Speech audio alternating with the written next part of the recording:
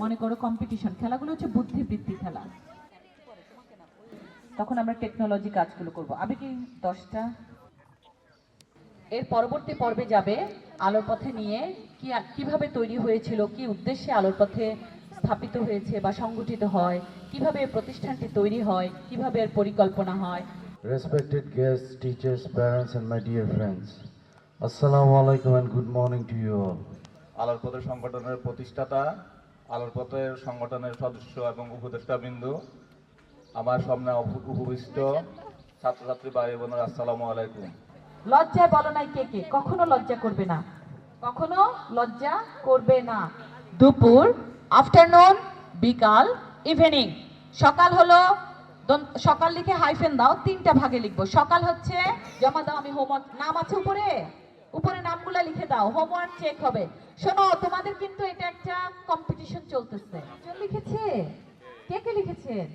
কোন দুজন? হাত উঠান তো। কালকের হোমওয়ার্ক এ পাশ কি জমা হয়ে গেছে সব? ছি ছি, তার মানে সামান্য কয়েকজন লিখেছে। আচ্ছা অনেস্টলি বলো তো, কারা কারা লিখনি? বুঝতে পেরেছি তারা। নাম্বার 4, রাইটিং মানে কি? লিখতে পারা।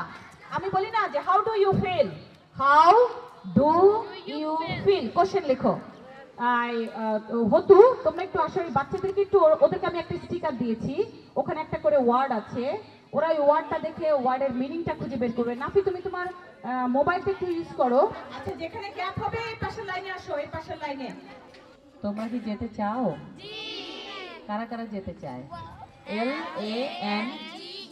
LANGUAGE, জোরে বলো তো। Language LANGUAGE,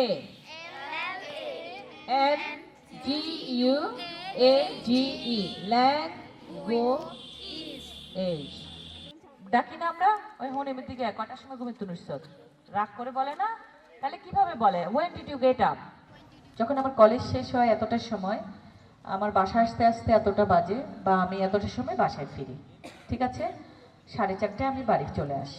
please I would like to say something.